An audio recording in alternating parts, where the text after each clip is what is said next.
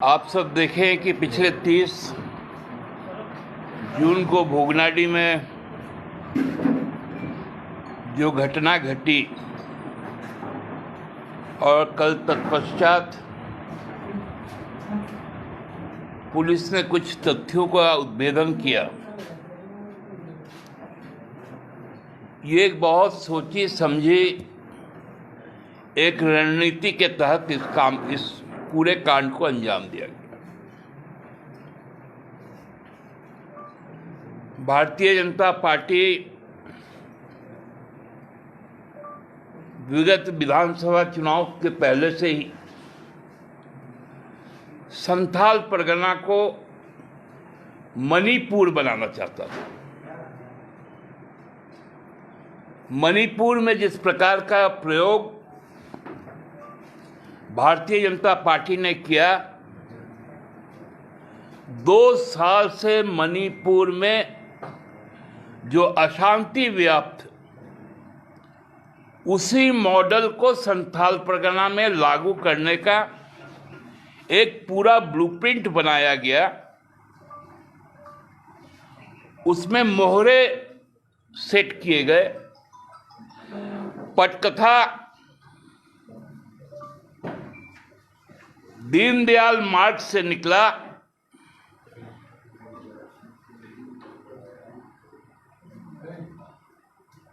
और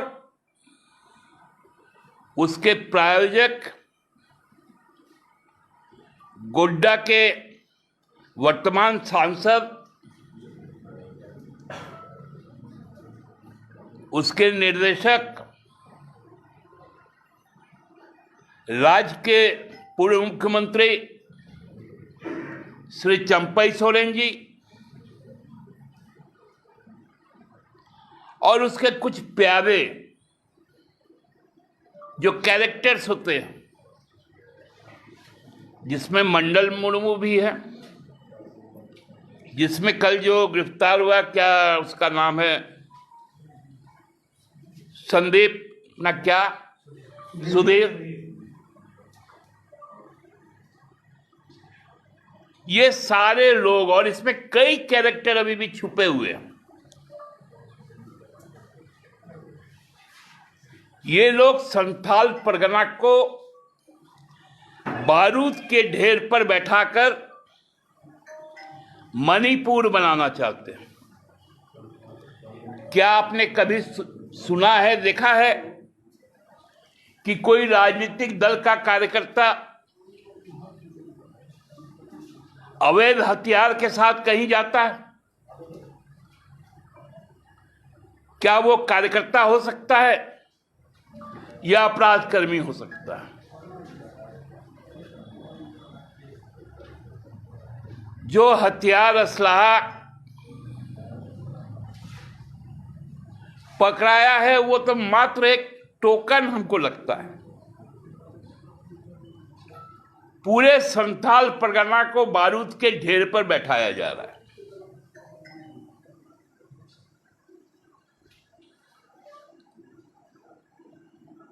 आखिर क्या मंशा है? क्या चाहती है भाजपा?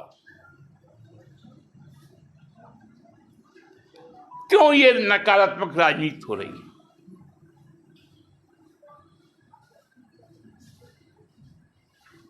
क्यों हथियार लेके उन जगहों पे घुमा जा रहा है? क्या वर्तमान मुख्यमंत्री की हत्या करना है? क्या राज्य के मंत्रीगण जो वहां जाते हैं उनकी हत्या करना है? यह गंभीर मामला है। यह साधारण घटना नहीं है, क्योंकि भोगनाडी में जो हूल दिवस का जो कार्यक्रम होता है वो राजकीय समारोह। सिद्धू कानू, चांद भैरव, फूलो झानो, ये पूरे राष्ट्र के साथ साथ इस राज्य का धरोहर, इसलिए राजकीय समारोह होता है। राजकीय समारोह जहां होता है वहां राजनीतिक दल का कार्यक्रम नहीं होता है। आपने कभी देखा मोराबादी मैदान में 26 जनवरी, 15 अगस्त, 2 अक्टूबर किसी राजनीतिक दल ने कभी वहां पर कोई पंडाल बनाया, कोई झंडोत्तोलन किया? क्योंकि एक मर्यादा होता है।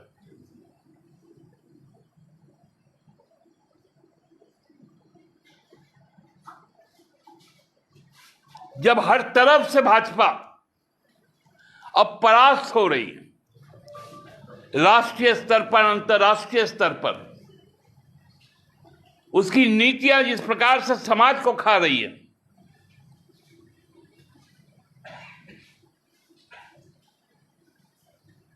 इससे वो उन लोगों के अंदर में बौखलाहट है और उनके पास में आता है उनको समाज में कैसे दंगा फैलाया जाए,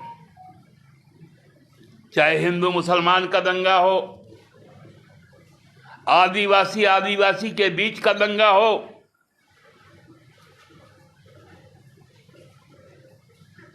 या पिछड़ा अगड़ा के नाम पर दंगा हो। ये दंगाई लोग हैं, ये आपराधिक चरित्र के लोगों का वहां पर जमावड़ा है। मैं तो चाहूंगा राज्य सरकार इस पर बहुत कड़ी जांच का गठन करे और एक एक तार का विवेचना करे कि कौन सा तार किस जगह जुड़ा हुआ है और वो फिर तार कहां तक जाता है।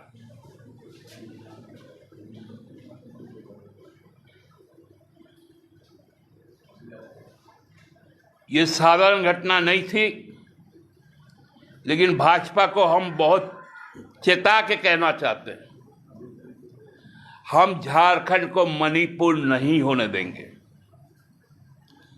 झारखंड को मणिपुर बनाने वाले मंसूबे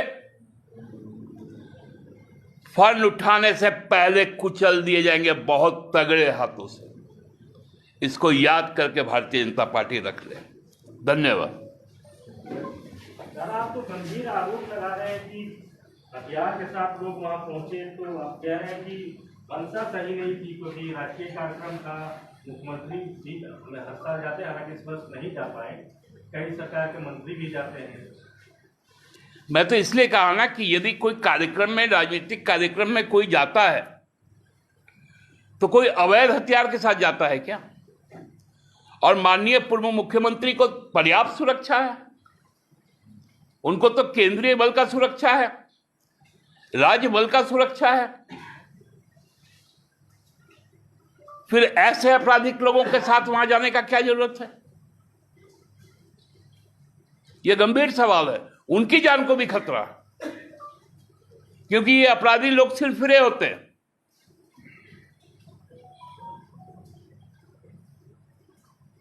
भाजपा कह रही है कि सरकार अंग्रेजों से भी ज्यादा क्रूर हो गई है। देखिए, भारतीय जनता पार्टी के पास कुछ बोलने का बच गया है क्या?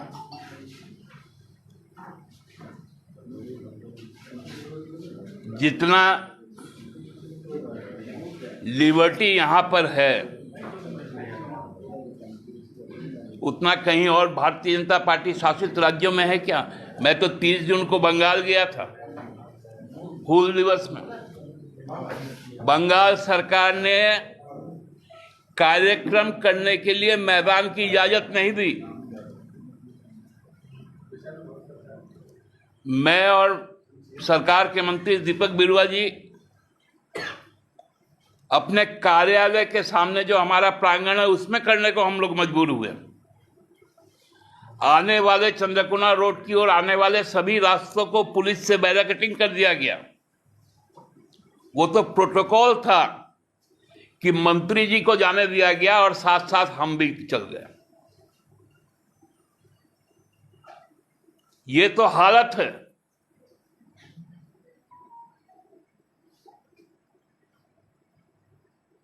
इसलिए हमारे यहां जितना लोकतांत्रिक अधिकार है और कहीं नहीं। दादा, जो कॉन्स्पिरेसी की बात सामने आ रही है, जिन नेताओं के नाम सामने आ रहे हैं, क्या उन पर भी प्राथमिकी दर्ज कराई जाएगी?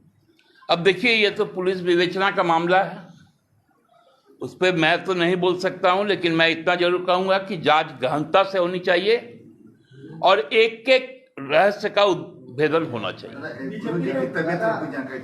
गुरु जी की तबीयत पहले से थोड़ी बेहतर की स्थिति में है।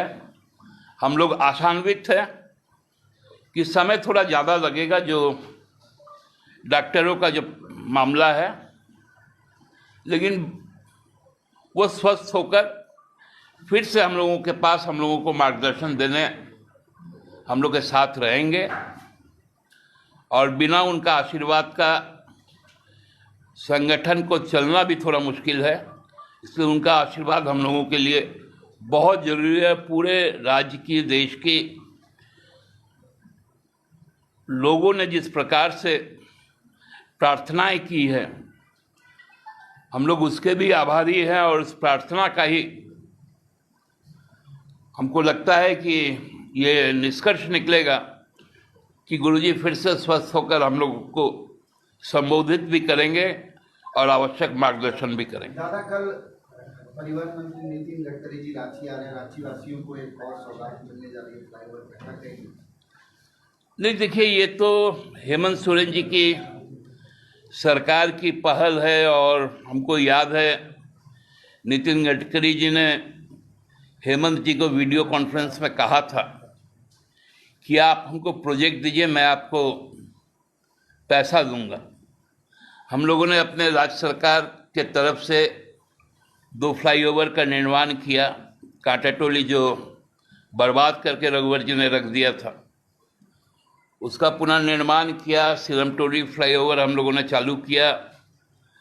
कल ये रातू रोड का, चूँकि ये NH का मामला है, इसलिए भारत सरकार का सड़क है तो उसमें चालू हो रहा है।